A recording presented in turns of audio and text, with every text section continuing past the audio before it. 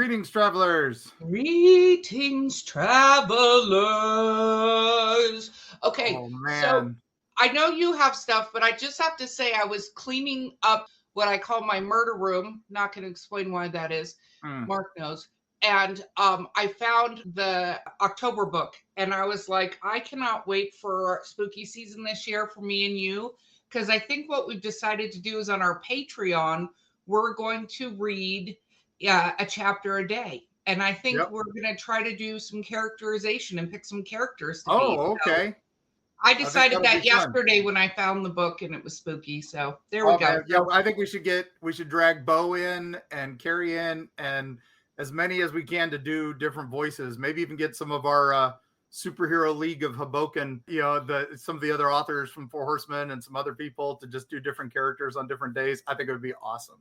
Yes, I think we should definitely arrange that. But in order to do that, you got to be on our Patreon because it's going to be Patreon only because of many copyright violations. So yeah. Okay, Mark, I woke up extraordinarily early today at your demand. What are we doing here? Well, we've got a big deep dive coming up, but I do have breaking news. Okay, what is breaking news? This I actually missed. I missed this news. I'm so sad, but it's only a couple weeks old. So Loch Ness, our wonderful, you've been there. I've been there. Oh, yeah, Nessie. Yep. They were out mapping the bottom of it with a submersible and this is a famous submersible. It was the one in 2016 where they had the contest by the British government to name it. Yeah. And remember it won with that amazing name, Bodie McBoatface. Oh, governments, this is why you should take advice, but never do the most votes, because this is why republics are better than democracies. Yeah. But anyway, they of course said, no, we can't use that name. So they named it Sir Richard Attenborough, which I still think Bodie McBoatface is much better. It is not much no offense better. To Mr. Attenborough, but or Sir Attenborough. But anyway, Bodie McBoatface was trolling along the bottom and it got tangled in something. Something grabbed it. And we're like, oh. And it comes up and it's got a camera attached to it from 1950s.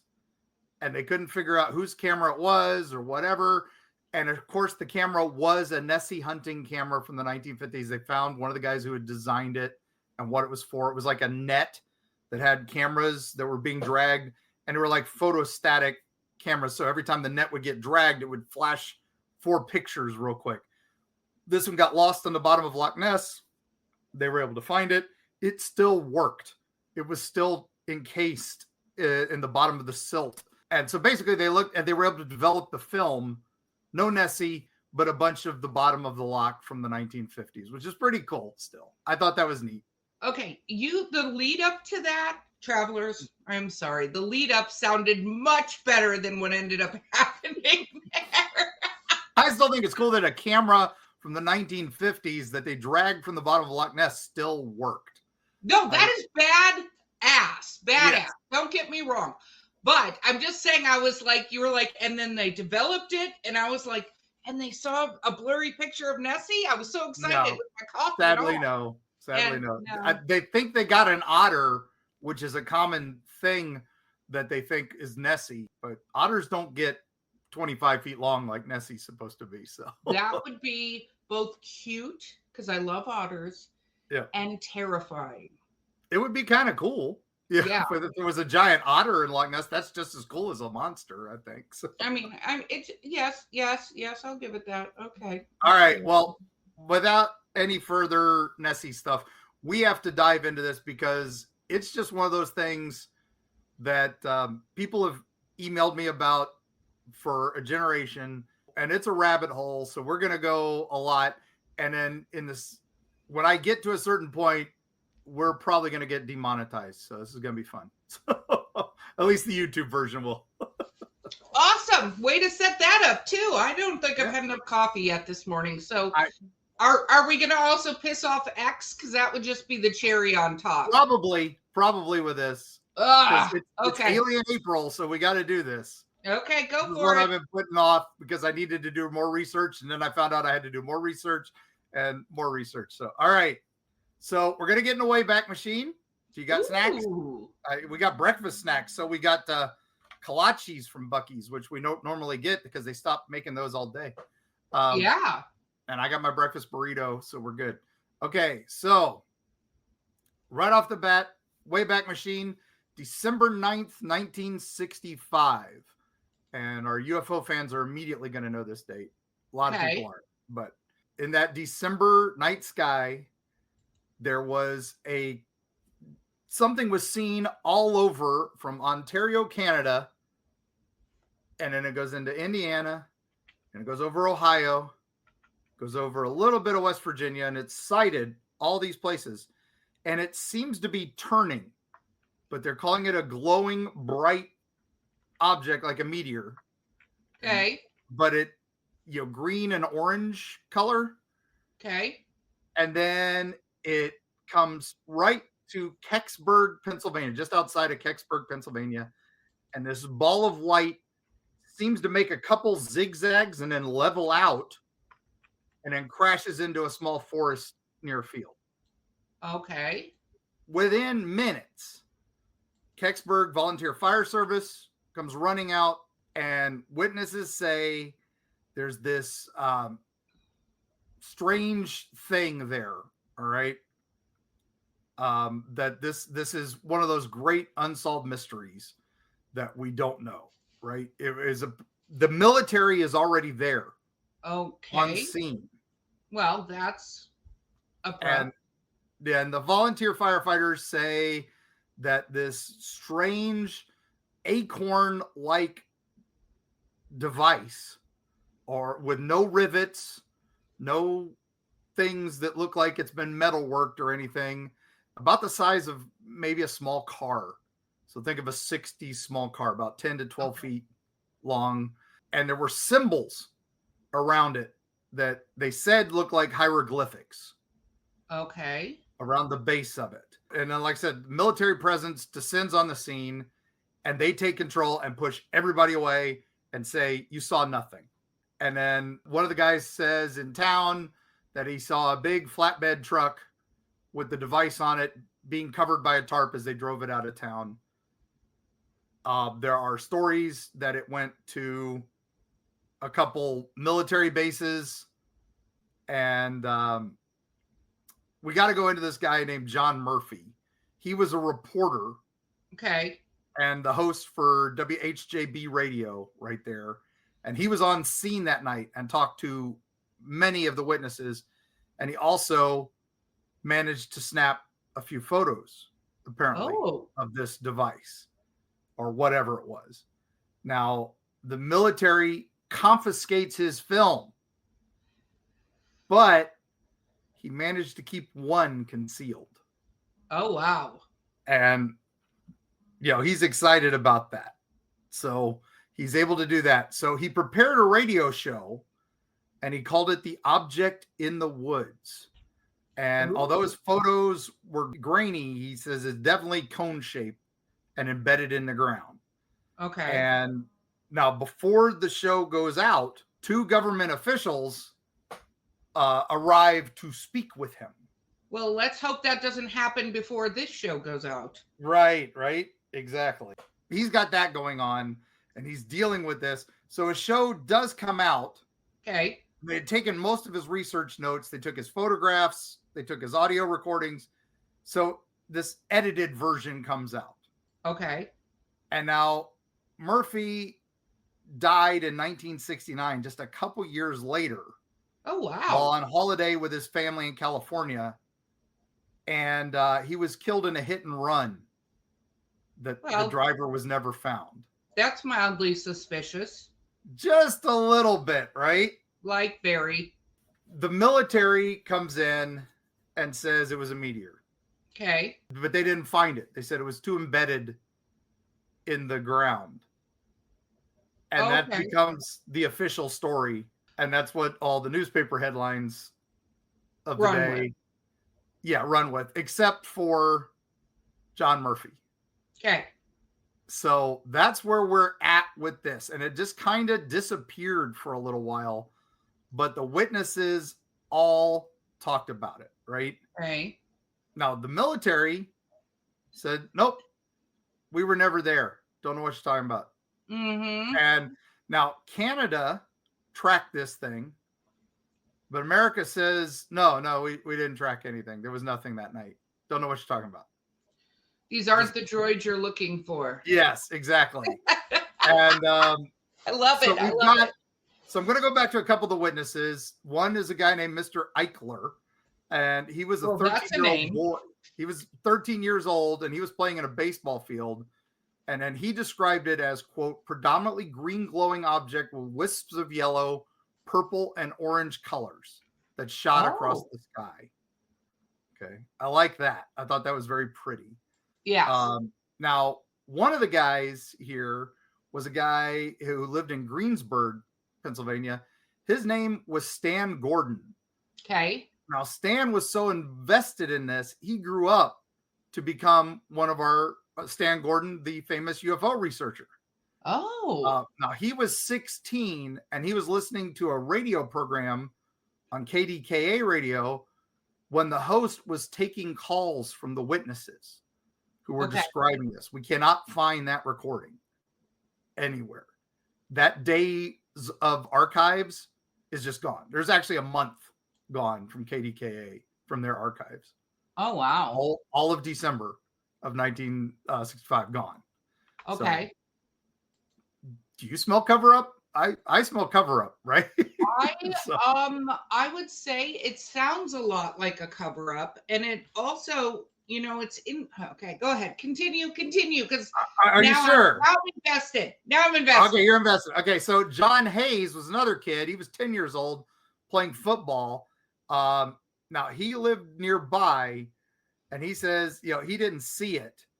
But when he went to the house, his dad had the radio on, and they heard about something crashing in the town of Acme, which is not Acme from Looney Tunes, but close enough.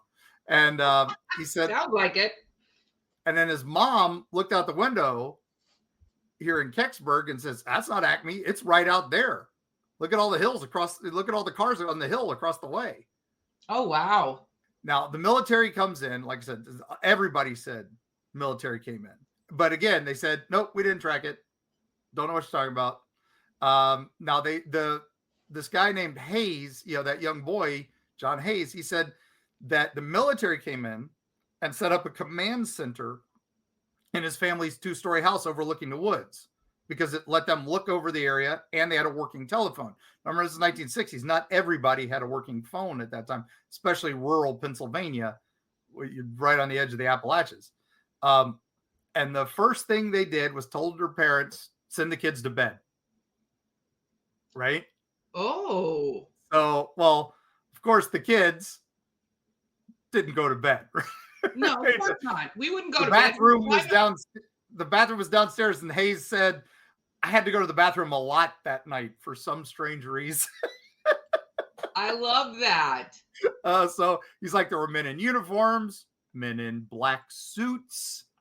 And it was clear the men in suits were in charge, and they were over the military, and they apparently had a lot of clout, according to his quote. Okay. And he also had a good view out his window of all the comings and goings, right? And he couldn't really see down in the hollow, but he saw guys in radiation suits walking down with a box, a big box. Okay. And then they didn't come back. They didn't bring the box back. They came back, but the box didn't. And he said they were using his phone constantly, but he managed to find his parents kept all their phone bills. And the December phone bill had no calls at all. Oh. Yeah. That's a lot of control to be able to say no phone activity back then. Yeah. So that's pretty crazy, right? Yes, very. Now, a couple guys said later that it wasn't 10 to 12 feet, that it was the size of basically 2 suitcases. But that kind of goes opposite of most of the other stuff. And then this one guy, the truck driver, saw it. This other guy was a Pittsburgh jazz vocalist named Jerry Betters, and he says he saw the military truck driving it away with the white star on the door, and he drew a picture of it and had it notarized. Wow. Okay. So where does this strange object wind up? Right? They say Wright-Patt Air Force Base. We've talked about Wright-Patterson so much. Everybody talks about Area 51. We know Wright-Patt. Yeah.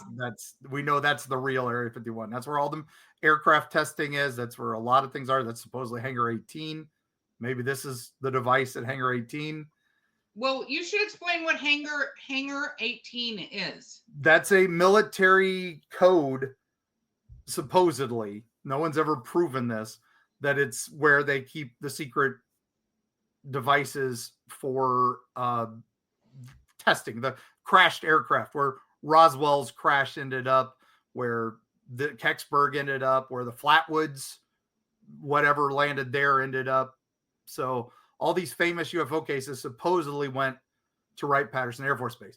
And Hangar 18 was their code word for the hangar. There is no Hangar 18 at Wright-Patterson Air Force Base on any official documents. There is a Building 18. And what everybody says is that's just some warehouse, but it's actually a secret entrance to the underground tunnels of Wright-Patterson Air Force Base. Wow, this is very military. And I when you said warehouse, I thought of Warehouse 13, which is a fun TV show. Yes. And then I also thought of Indiana Jones when they're putting the Ark in the warehouse. I was like, yep, okay, cool. So they think it ended up there. Yep. And now modern theories have said it was a Russian satellite that had crashed. Because remember, this is in the early 60s. And Sputnik was up there, and one was up there called Cosmos 96. And it may have crashed in that area. But nowadays, Freedom of Information Act and other things like that, we did find that Cosmos 96 came down almost that exact same day, but it landed in Canada. Oh. So that kind of eliminates that theory of what it was. Now, there are more recent debunkings that say, okay, we finally know what it really was. Now, this one came out in 2015. Okay. And this one said that it was actually the General Electric Mark II re-entry vehicle that had been launched by the Air Force as a spy satellite, but it quickly fell out of orbit. And we didn't want the world to know we were using spy satellites. So that's why it was a big cover-up and everything. Now, yeah. That's the exasperated sigh of I'm calling bullshit. But that would explain a metal craft crashed into the ground, buried halfway, and why they would have had the Geiger counters and walking down with the radiation stuff, because it was powered by a nuclear core. So that it makes sense. Sure. So for those of you at home who are playing okay, this is what it could be, this is what it is. All right. Now, our good buddy Giorgio, right? From Ancient Aliens and all that. He dove into this story because you do. Also, Unsolved Mysteries did an episode on this. Unsolved Mysteries made a model of this thing for filming, and they filmed it in Kecksburg, and the model is life size. It's a giant acorn with strange symbols around the edges. Mm-hmm. Kecksburg loves that so much that they put it up there as a display. And when you drive into Kecksburg, you can see the giant acorn, they call it. And they have the Kecksburg UFO Festival every year to celebrate this event now. Remember, for decades, they didn't talk about it. They just pretended it didn't exist and all that. So it's super secretive, whatever it was.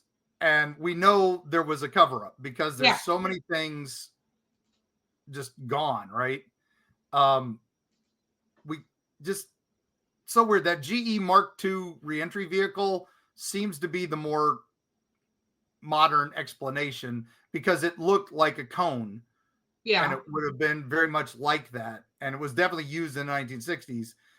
And that might have fit. And the other thing is it had 4 control jets. So that might have fit why it was steering and trying to avoid hitting the town and why it went into the clearing and all that. So, and it was copper, which would explain kind of the green flames coming off of it. And for those of us who love Acquisitions Incorporated, we go green flame, but that's another thing. Way to make an obscure reference in every episode. I gotta go down. I'm going down bunny. Believe me, we're about to go down a major bunny trail. I'm trying to hold off on it, but I so want to go into this. So, but we talk about all these witnesses and stuff, and it's so great that we have all this. So Stan Gordon has one of my favorite quotes about this. It's a mystery. And after so many years, it'd be great if we could find out the conclusive information about what fell from the sky that night in 1956. But it's probably one of those things we'll never have an answer for. And John Hayes, he's been studying this thing for over 50 years. And he's like, I know I'll never get a straight answer, but I know they went down in an empty truck and they came back with something on it. All right. That's all we really know. So with all that said, I'm going to jump into this before the break. I was going to save it for after the break, but I gotta. Okay. Because what I think is interesting is this reminds me a lot of Flatwoods. That's what I'm going to say. It's very similar. Very, the only difference so far, unless something comes up, and keep in mind, listeners, my fellow travelers, I have not heard this story before, which we all know Mark's into the deep, dark, weird world of weirdness, and so he is very likely to disappear mysteriously before I do. But one of the things that I find that's different about this particular story is thus far you haven't told me about any of the witnesses reporting any sickness, because in Flatwoods they got sick with radiation poisoning when they got close to this thing. Also, they didn't quite describe all the colors that they're describing here with the lights, right? Right. It was just a big fireball type thing. Yeah. So, okay, they have a festival. But they did find a roll, like a ball-shaped craft that had crashed into the ground there. So yeah, and so this is an acorn-shaped craft. Yep. Or acorn-shaped object. I'll use the right words, because right now it's an object that was just rolling around in space. And just for people, if you ever get a chance, go look up YouTube videos of satellites and stuff like that, the space debris, even, parts of space station and stuff like that coming into orbit. It doesn't do the zigzaggy pattern around an area. That's not quite how that works. It's sort of crashes, Yeah. So just a couple little fun things for people to think about, because none of the witnesses reported getting sick, right? Right. Okay. Nothing like that. So okay. I think I'm up to speed. And go for it. All right, we're gonna get back in the Wayback Machine. We're going back in time. Okay. Well, I'm down for costume changes and the snacks that we put, which is mainly this costume change might get us canceled. Okay, because we have to go back to Germany in 1936. I don't love that. I'm not changing. I'm not changing costume. Okay, good. Yeah. So 20 years earlier, other side of the Atlantic, we're in war-torn Europe, and the Third Reich is busy developing technologies for an upcoming. They're pretty convinced we're not just going to go this local stuff. We're expanding operations. There's this guy in charge.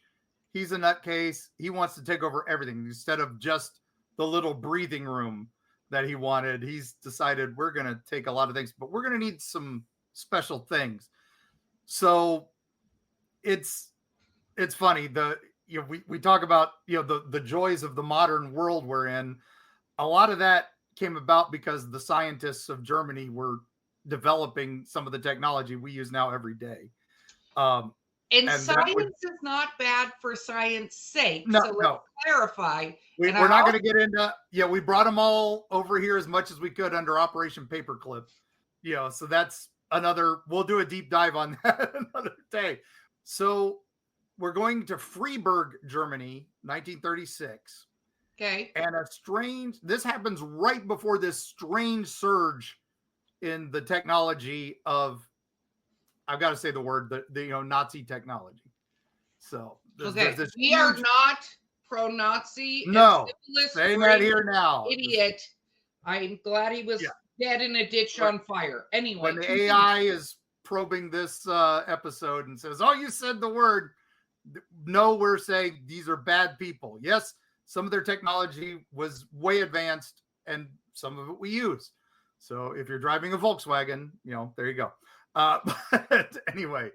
Oh, they got the new Volkswagen buses. Have you seen they've those are great. the Volkswagen buses, which makes me very excited. But I was recently, I'm sorry, going on an Erica buddy trail and Erica buddy trail on a break. So let's see. But I didn't realize, California, it's funny because we're talking about Pennsylvania, which seems to be a hot spot of very weird crap, right? Right. California seems to be a centrifuge, like Ohio, of serial killers for some reason. Yeah.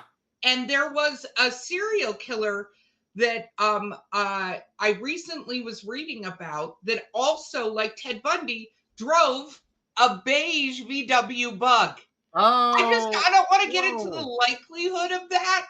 And now I want to go down a whole entire trail of how many serial killers were VW fans, but keeping in mind that back then that was a very affordable car, and that's what the intention was of it. That was the whole point. Yeah, that way if they had to lose it, they weren't out a lot. So yes, but you know what, Mark? I'm going to make you save it, and we're going to take a quick break, and then. Okay. No, just real quick. This is a quick bit. So there was basically some sort of crash in the Black Forest there. Oh. And we don't have much documentation on it, except that the SS went there and recovered something and took it to the Third Reich headquarters in Wellisburg Castle. And then right after this, they developed the V1 and V2 rockets. Oh. So now we'll get into this after the break.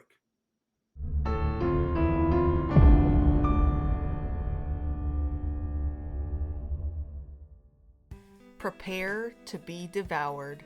The Wolves of Wharton is a 6-part complete book series by Eerie Travels producer Bo Lake. It has been called dark and visceral, steamy, dramatic, and a fresh take on the werewolf mythos. If you like action, adventure, a large serving of body horror, and some steamy relations, the Wolves of Wharton series is for you.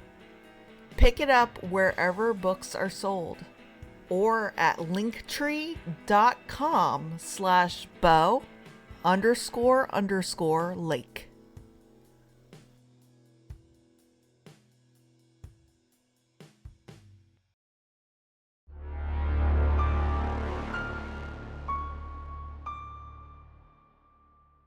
Okay, Mark, so you dropped something kind of major right before our break. Yeah. So all of a sudden, these rockets came out, right? Yes. Okay. Because they say there was this strange technology from this whatever they captured and recovered. Oh, wow. And supposedly it could reach speeds at 17,000 miles an hour, which was a craft they developed from this, which is called the Hennebu. Which is this, I'm mispronouncing these German words, my apologies. This is from German's Wunderwaffe program, Wonder Weapons. Oh, wow. And, like the Luftwaffe was the planes. Wunderwaffe was basically miracle weapon, or universal weapon would be another translation of that. So supposedly this ship they developed from whatever they recovered, the Hanabu, used anti-gravity propulsion, which we still haven't mastered to this day. If we had anti-gravity, that would be great. Not going to do a big science explanation of anti-gravity. We can have our friend Neil deGrasse Tyson come on and talk about that. But basically, or you can listen to his podcast where he explains it in great detail. It's basically, if we could do that, it would make space travel so much easier. It's not zero gravity, it is anti-gravity. But anyway, it also had armor that was completely resistant to heat. Oh, wow. Frictionless and all that. So now we learn about this device, and this is why it's tied into Kecksburg so much. Our wonderful friend Giorgio was one of the guys who went down this rabbit hole first, and that is a device called Die Glocke, or Die Glocke, and that is the Nazi bell. Does bell ring a bell? All right. Wow. What is also bell shaped? Acorns? Yeah. Yeah. The acorn craft. All right. So this is according to an author named Igor Witowski. Now that is a name right there. That is a name. That's a name. He's Polish. And in the year 2000, he wrote a book called The Truth About the Wonder Weapon. And he reveals Die Glocke, now known as the Nazi bell. And he says he found all these leaked Nazi documents from one SS officer named Jacob Spornberg. And he says an anonymous source in Polish intelligence gave him access to this. Okay. And that on the condition that he could translate them, but not make copies. Okay. And he says basically near the Czech border in Poland at a facility called Derice, he says that the bell was housed underground. Okay. But then during live experiments, it started floating upwards. And they had a hatch opened so it could fly out of this underground cavern. And to keep it in place, because they couldn't control it, they had giant chains connected to a concrete structure that they now call the hinge, or the Nazi hinge. And the Nazi, it looked like Stonehenge, basically. And it's still there in Poland, the hinge. Oh, wow. There. So modern people, we'll get into what they think the hinge is later, but the bell itself was around 10 to 15 feet high, okay, and around 9 feet across at his base, and around the base were strange hieroglyphic symbols. Oh, that sound familiar? Yes, very. All right. And it was very heavy metals made up the things. Okay. And now the interior stuff from these early documents say it's pretty crazy. They said it was an anti-gravity propulsion device, and 2 cylinders would counter-rotate, and then there was a substance similar to mercury, but violet in color. Okay. And they called it Zerum 525. And it filled the cylinders, and apparently it was extremely volatile and had to be stored in a special case. And the case was then encased in lead because it was so radioactive. Okay. All right. And basically anything within 200 meters of it would suffer injury. Wow. And 5 of the 7 original scientists on this died. Yikes. And some people said they had like crystals in their tissues in the blood. Oh, I don't love that. No. Yeah. Now, there was a mirror material in the bell, and this mirror supposedly was very Harry Potter-ish, where it could show you the future and the past while the device was active. Okay. So it's a time machine. Wow. that flies. So Doctor Who would be very proud. Wait, let me clarify. So it had hieroglyphics. Do we know where the hieroglyphics were from? Like Egyptian hieroglyphics or Mayan hieroglyphics? Vaguely hieroglyphics. Every description of it, you can't translate them. So they're not proper hieroglyphics. Well, they're not hieroglyphics from a language we know. Wow. So, and then crystals in the blood, which sounds absolutely terrible and painful. Yep. And they think literally this time machine goes backwards, forwards, everything. Yeah, it could definitely see it according to the documents, but they were going to test it. And then their plan was to send a troop back in time. Now, this is towards the end of the war now.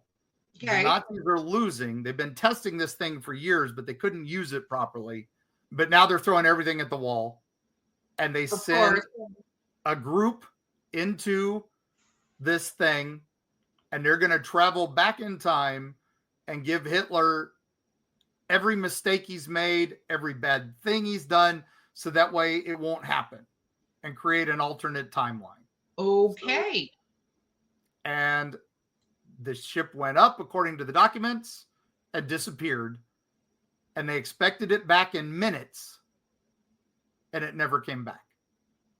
Wow. What's interesting, though, is Werner von Braun, right? The great rocket guy who developed the V1, V2, then came to America and helped us with our space program before getting, finally shut down.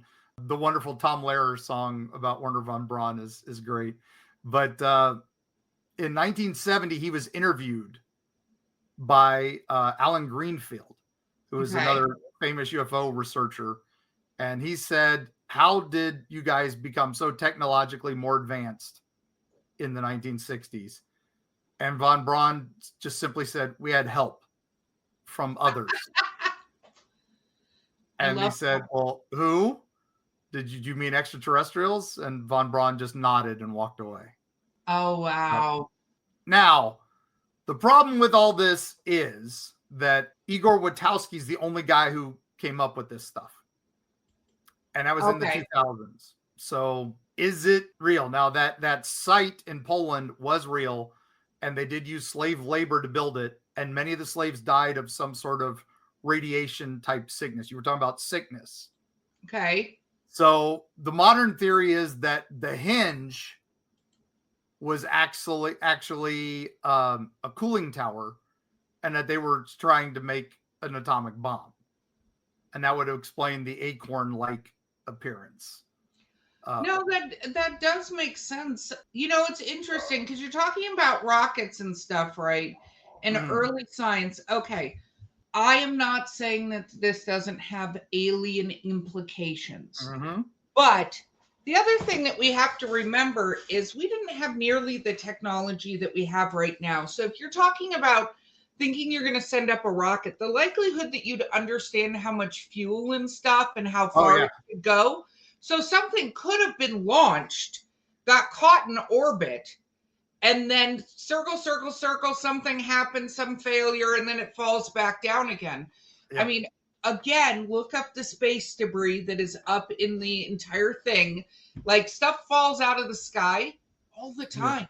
And not like alien stuff, but just stuff falls out of the sky. And people go, oh my gosh, what is that? Well, that's, a falling piece of space debris, right? Right. So, acorn, but it's interesting. So continue, because I don't like it when one source. You don't like it when one source. I hate one source. Source stuff. Now, the big thing with this is some people say, well, they traveled in time, but they didn't go back. They went forward, and it went up too high, couldn't control it, and that's when it crashes in Kecksburg in 1965. So that makes sense to me because, I mean, we're going to do episodes, I'm sure, in the future on time travel, which is a whole entire its own thing, right? Because there's a lot of people who try to use photographs where they say this person has a smartphone in the future or whatever, right? But that makes more sense to me than going backwards, believe it or not. Going forwards makes a lot more sense. All right. So now we've got one more quick rabbit trail, which isn't quick Okay. at all, but it's something close to something you're familiar with. All right. So this is the next tie in this weird chain. Okay. Okay. The Wunderwaffe, the Wonder Weapon developers, remember those guys? Yes. So supposedly they decided, not just Poland, they had another location. And this is in your favorite place that you just recently visited. Ooh. So, okay. So first off, we have to go back in time again. Oh, I'm so glad that Bo stocked this machine, because otherwise it would be a pain in the butt to keep doing this. Yeah. So 1946. Mm-hmm. So this is after the war. So we've gone a little forward from, Die Glocke. But this time, do you remember Admiral Richard Byrd? Have you heard Why is Admiral that Byrd? Familiar. Okay, well, let's go a quick, brief Admiral Byrd here. He was probably one of the greatest explorers of the 20th century. In 1926, he flew the first crew over the North Pole, although there is some controversy if he actually made it. 1927, he nearly claimed the Orteig Prize for the first transatlantic flight, but his plane crashed during the attempt. And while he was getting it fixed, Charles Lindbergh made the flight that did it. But he almost made it. And in 1928, he launched the first expedition to Antarctica. And in November 20th of 1929, he actually flew over the South Pole, becoming the first person to fly over both poles. And that got him the rank of Rear Admiral. He was 41 years old. He was the youngest ever to achieve that at the time. I think there's a 39-year-old now. But anyway, we'll get into him later. But in 1934, he returned to Antarctica and basically spent 5 months alone at a meteorological outpost. Okay. And it almost killed him.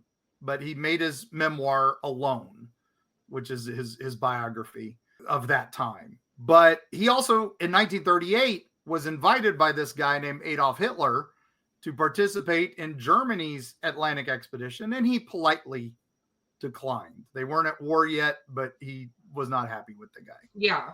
But a year later, he actually leads his third Antarctic mission, and it was funded by the U.S. government, and that was during World War II.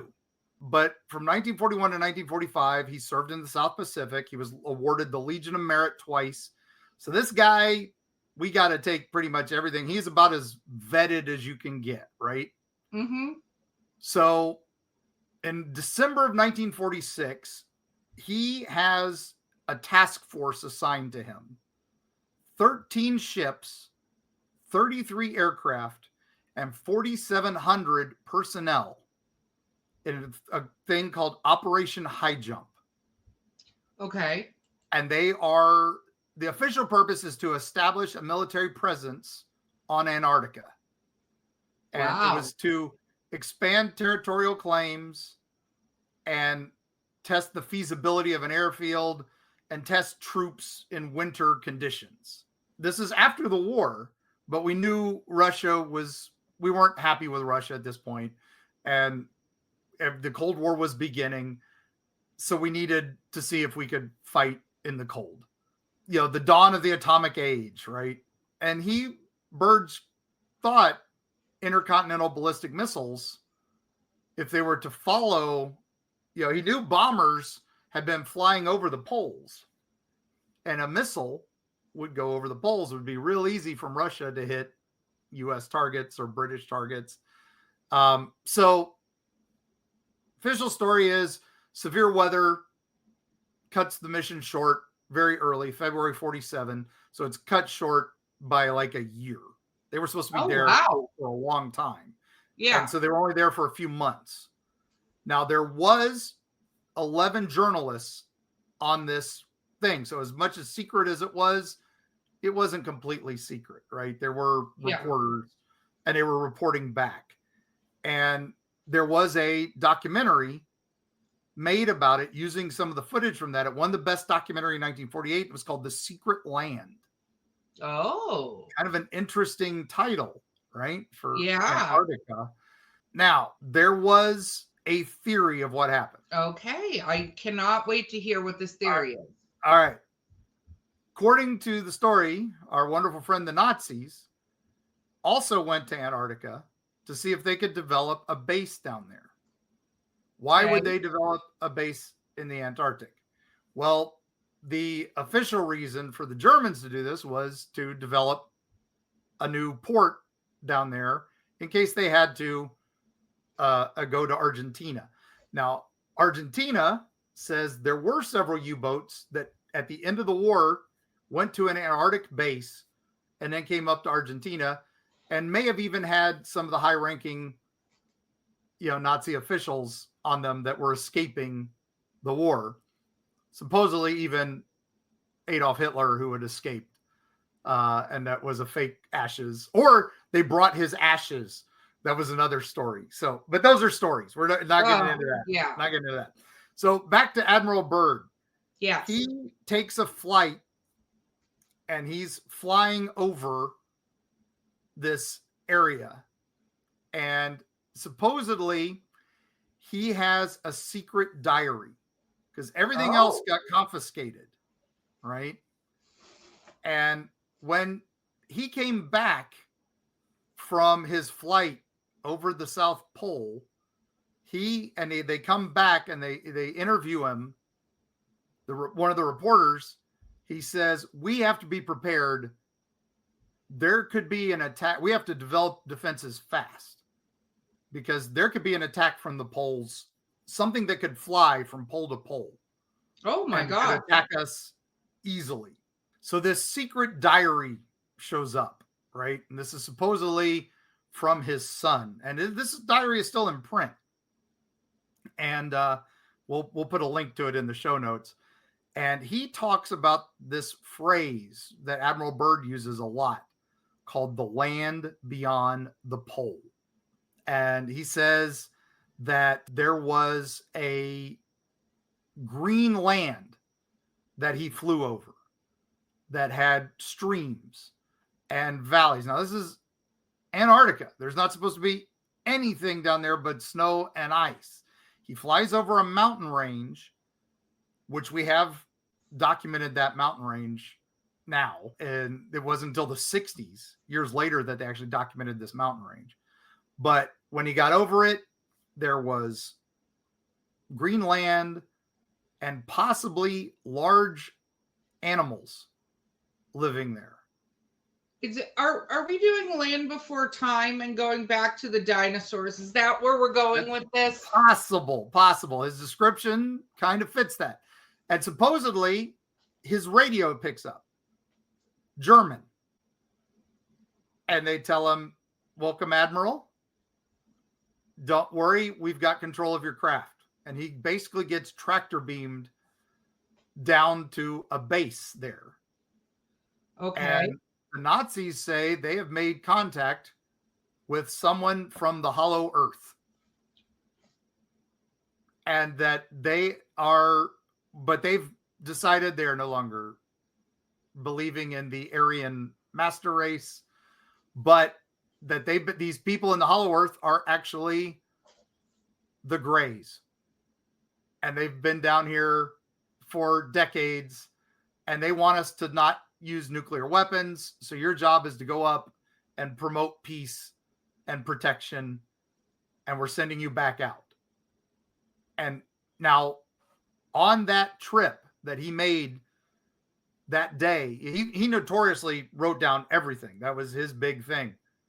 There are 3 missing hours on that day. Weird. From his flight. So this supposedly he handed this secret diary to his son and said, yeah, this is what we've got. Crazy story. He never talked about it again. He wouldn't talk about this operation. Yeah. Again. Now, we do find out later the Nazis did go to Antarctica. But they never, they were there maybe a few hours on the land. So not enough to establish this military base that to talk to aliens or anything like that. they did land. It's on an island called Queen Maud Land. They tried to claim it. They stayed there and for about 30 days. It took them about 20 days to get to that location. So I don't know if you can build a base in 10 days in the Antarctic fighting the weather there. But the main reason they did it was whales. They up in near Germany at the time, North Sea, whales had been nearly hunted to extinction. But the Germans were building for, possibly a potential conflict with the entire world. And they knew they were not going to have exports anymore and imports anymore. So they needed whale oil for margarine. So, Ew. So, of course, we make it differently now. But back then, hey, it was the way you did it. And he was worried that the Germans weren't going to have their, I can't believe it's not butter. So, so gross. But they never really established a major presence there. Now they did. It wasn't until 2016 that we actually discovered a Nazi base in the Arctic. Oh, wow. That we found about 500 artifacts on an island called Alexandria Land. And there was a base there called Schatzgraber, which translates to treasure hunter. Oh. And that they're saying was a weather station. But why would you call weather station treasure hunter? Where that would be a whole nother episode of talking about Nazis seeking secret treasures around the world. We've seen those episodes. They're called the Indiana Jones movies. Exactly. And supposedly this one, they were looking for Thor's hammer. That they were convinced that Thor's hammer was a real weapon. And they needed it to fight the Allies. And so they sent this base up there. Now, the big thing about this base, it was abandoned within a year. And the reason being, we actually have their diary, was they were very, very hungry because their supply plane crashed. And so they went and ate polar bear. But the polar bear was undercooked. And so they got roundworm and they were all poisoned and had to be evacuated.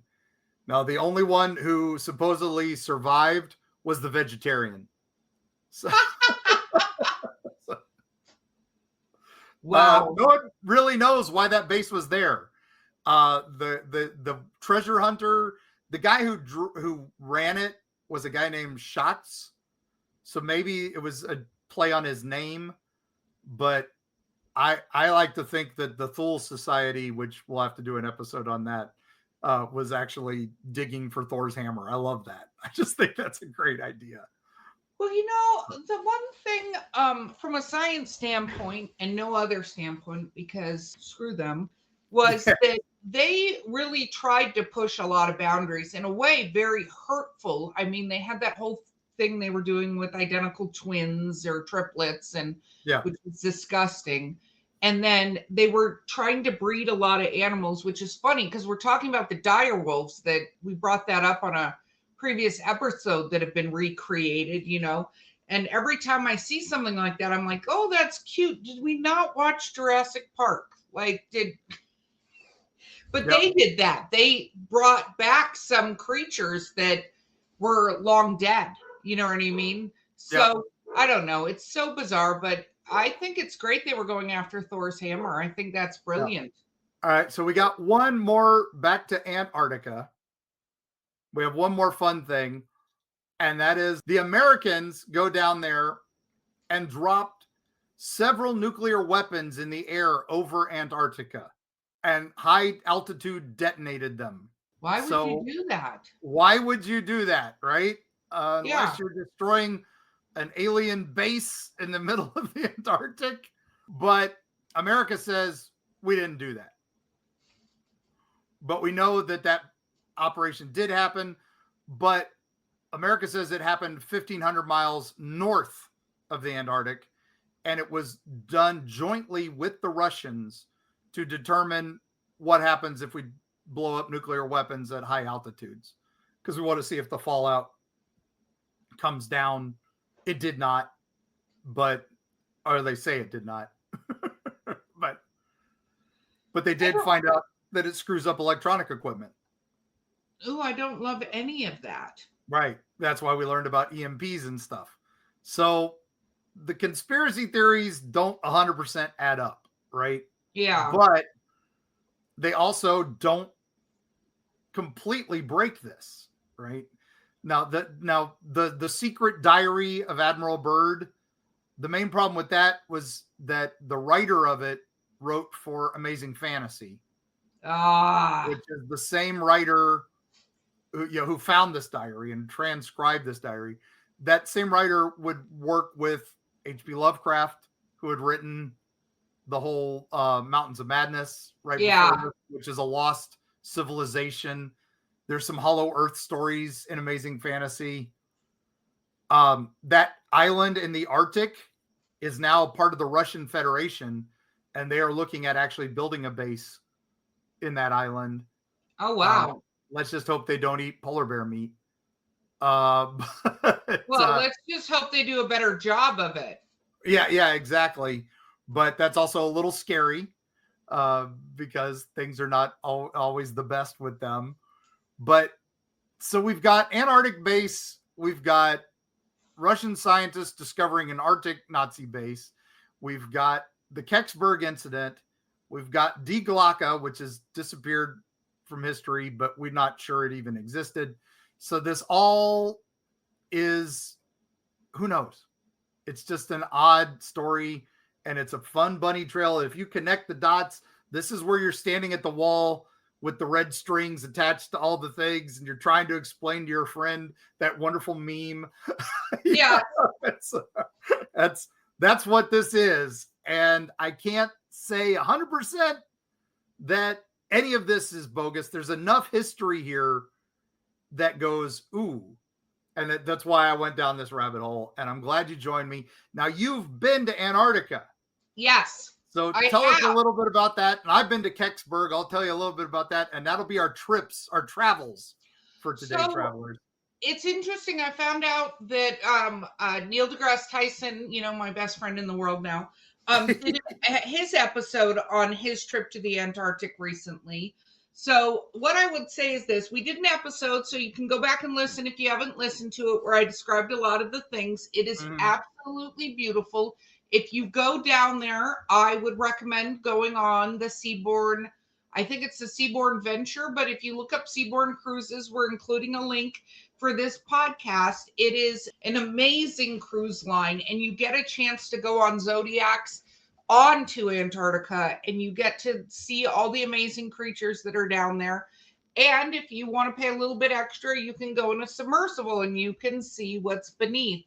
And they do talk a lot about the bases there and what's there. You can also find other cruises that go far deeper into Antarctica. If you get seasick easily, I would say get a prescription for seasick medicine before you go, because this is not like a little bit of ocean movement. This is the entire ocean is moving. So keep that in mind. But I highly recommend it. I think it's amazing and fun. And remember, layers, layers, layers. So that is my recommendation. Talk about Kecksburg. All right. So Kecksburg has the UFO festival every year. It's usually in July, not December. So don't worry about driving in the snow. This year, it's actually July 18th through the 20th. Sadly, we won't be there for that one. We'd love to, but we've already been booked that weekend. Check our Eerie Travels website for events. But if you want to go, it's an amazing town. You can see the Acorn. Some of our favorite vendors will be there. And they have speakers every year, and they're still announcing them for this year. I think the big ones this year is Stan Gordon going to be there. And that's exciting because he was OG. And then our good friend Dave Spinks is going to be there. So those are the only two that I know of, but they will be announcing more. Just go to the Kecksburg UFO Festival website. They'll have all the details. I'm super excited. Stan Gordon's going to be there. I wish we were there, but just didn't fall into the cards this year. But man, what a rabbit trail, right? It was an absolute rabbit trail. Got many snacks in the Wayback Machine, which I love. But with that, Mark, why don't you take us away? And again, Patreon members, thank you so much for keeping us afloat, and be ready for October. Get your Lonesome Octobers. A new print just came out of that, so it's back in print again by Zelazny. Excited. We've got so much ahead. Check our Eerie Travels page for our appearances.